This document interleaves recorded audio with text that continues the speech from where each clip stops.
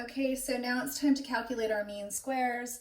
Remember, in the ANOVA, mean square is just a fancy term for variability or variance. All right, so we have 5 sums of squares, we have 5 degrees of freedom, and we're going to match them up to calculate our mean squares. All right, so our first mean square is our mean square A, and I'm going to put a little star next to it because it's the same formula it's been all along. It's the sum of squares A divided by the degrees of freedom A. So in this case, we've got 12 divided by 1, which is 12.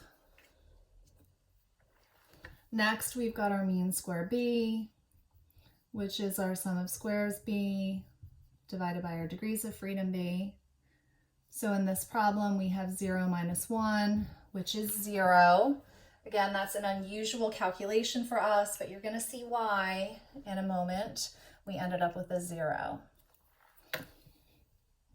All right, next we've got our mean square A times B, which is our sum of squares A times B divided by our degrees of freedom A times B. So in this case, we've got, again, a 12 divided by 1, which is a 12. And the last mean square we're going to calculate is our mean square S over AB, which is our sum of squares S over AB divided by our degrees of freedom S over AB. So in this problem, we've got 6 divided by 8, which is 0.75. All right, so we could calculate our mean square t. There's no reason we couldn't calculate it, but just like all the other ANOVAs, the mean square t really doesn't help us.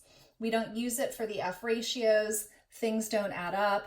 There's not necessarily an order, there's not an order period in terms of which one is bigger or smaller.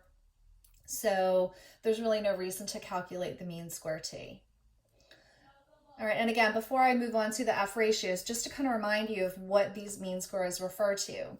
The mean square A, that's our variance for A, which in this problem is alcohol.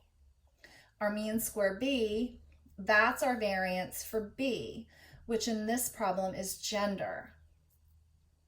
And, again, those of you that are confused as to why it's a 0, if we look at what's going on with gender, the sum for males was 24. I believe the average was 4.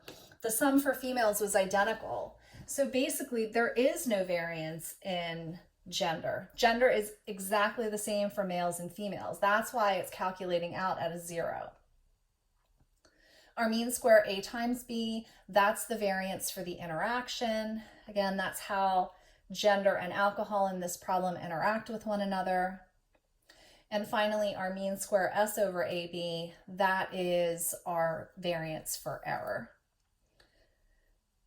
All right, so again, I'm out of room, so I'm going to stop this video. When I come back, the next one will be the F ratios.